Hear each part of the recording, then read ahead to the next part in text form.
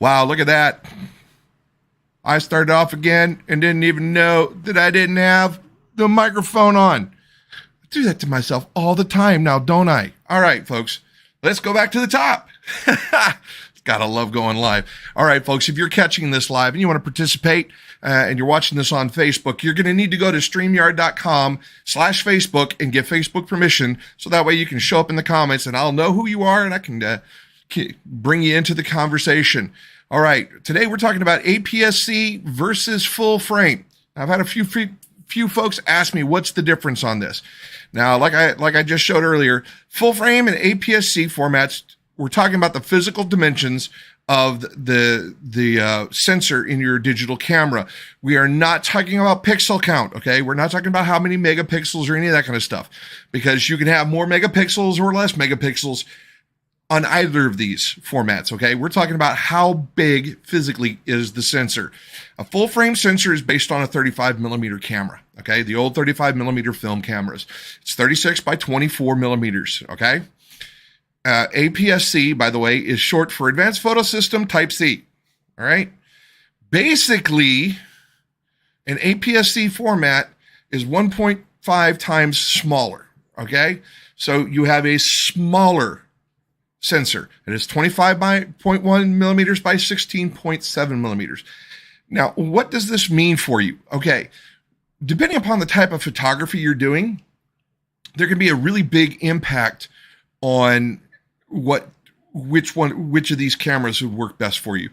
And full frame systems produce finer details because the pixels are larger. Okay, so say you have an 18 megapixel camera, all right? If it's a full frame sensor, the pixels are larger because the sensor is larger, all right? The pixels are smaller on an APS-C sensor because you have the same number of pixels, but you have a physical difference, okay? Full frame, one of the biggest benefits to you is low light performance, okay? Because the sensors are larger, you got a better dynamic range, you're going to have better low light sensitivity for the most part, and it's going to work better for you if you're shooting in low light kind of situations. Another thing that's really good about full frame sensors is that if you're shooting landscape, you're getting this big, beautiful image, okay? So with the same settings, you're going to have more of that image or more of that scene captured by your sensor, all right? Now, one of the downsides to full frame is that the slightest camera shake is magnified, okay? So, it's a lot of cameras have the stability features built into it, so it kind of helps with that. But if you're shooting in low light, especially with a full frame camera, you really want to be doing it on a tripod. So that way your camera has the most stable possible thing, because any little bit is going to be magnified because the larger surface area, the larger pixels, it's going to show up a lot easier. Another downside to full frame is that overall the size and weight of full frame cameras are bigger than the crop sensor counterparts, okay?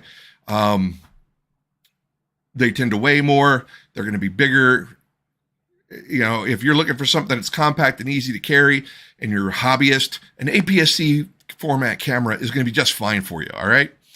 One of the other big things about it, though, is that because of the size of the sensor, kind of the way that the lenses work with it is a little different. So if you're somebody who likes to shoot wildlife or you're doing a lot of telephoto shooting, an APS-C sensor kind of gives you a little bit of an advantage.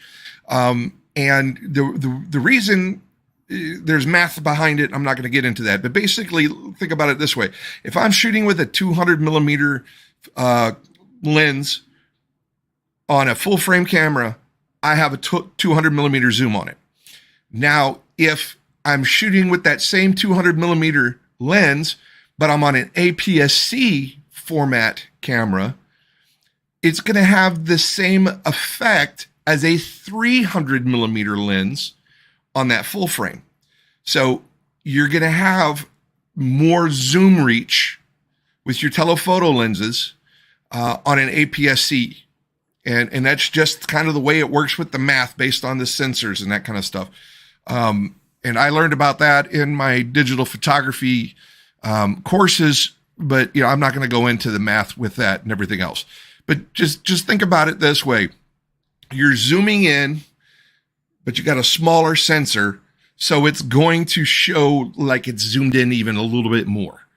That's kind of the way to look at it. Now, what I want to do here is I'm going to bring up an image, and yeah, it didn't kind of work out the way I wanted it to. Dang it. I was trying to crop that down so that you could be able to see it.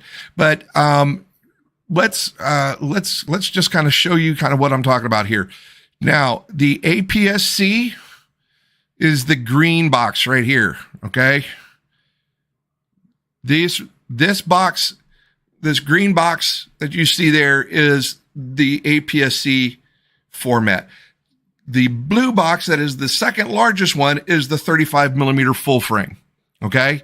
So that is going to be the differences that we're talking about. It's 1.5 times smaller, okay? So you're cramming those pixels into a smaller thing. So it's going to give you some differences depending upon what it is you're doing. Now, if you're a hobbyist, it's really not that big of a deal for you. It really isn't. And even as a professional, it's not necessarily that big of a difference. The biggest difference is that zoom reach and the low light sensitivity on it. But depending upon the date, the age of your camera, a lot of those features are going to be built into a lot of those hobbyist level stuff. And let's face it, you can get a good APS-C camera for $1,000 or less. But when you get into the 35 millimeter full frame sensors on that same professional level kind of stuff, you're going into $2,000 to $3,000. And we're talking just the camera bodies here. We're not talking about with lenses or any of that other kind of stuff. So you can easily be 2 to 3 times the cost with a full frame camera. Okay. One of the other things that I've seen people ask me, well, what's the difference between DSLR and SLR?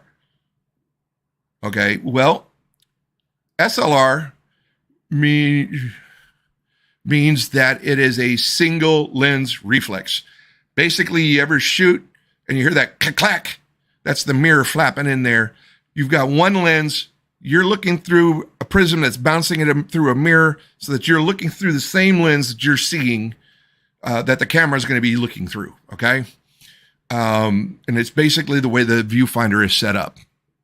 And one of the big things with that is that the D in the DSLR is basically, it's a digital, okay? Now, the difference between an SLR and what I shoot is a mirrorless. There's no mirror flapping around. So you're pretty much always going to have an electronic viewfinder, and it's going to give you different kinds of controls and features. So that, I think we'll talk about that next week. What's the difference between a DSLR and a mirrorless? Now, we have Rita. She's asking, how do you know if you have a full frame versus an APS-C?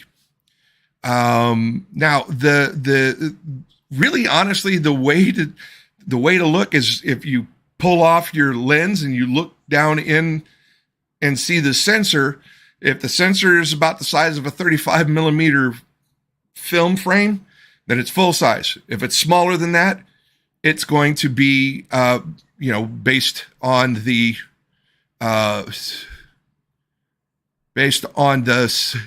size. So again, full frame is 36 millimeters by 24 millimeters. So if you're looking at something that is 3.5 centimeters across the long way, that's going to be a full frame. If it's like 2.5 centimeters across, then that's going to be an APS-C. That's about the only way that you can physically look at a camera to tell which one is which. Okay. Now, the other way is to look in the manuals or look up the camera model that you have. Now, if you have questions about a specific camera model, feel free to send me a private message and I will do my best to try to give you some advice on that. Or you can ask that down here in the comments and say, hey, I have a Canon 60D. What kind of sensor is that? By the way, that would be a APS-C camera. And what does that mean? So if you have specifics about a specific camera, feel free to drop those down in the comments, and I will do my best to give you some tips and tricks for that specific model. Now, the biggest thing is that when you're shooting with most digital cameras, a lot of people will shoot in automatic mode. And that means that the camera is setting itself for the exposure and the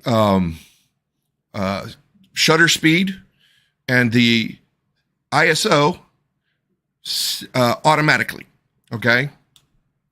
So if you're not very familiar with cameras and you're not trying to sit there and control certain aspects of it, you're just trying to take pictures, shooting in auto is fine. But that would be a whole nother conversation.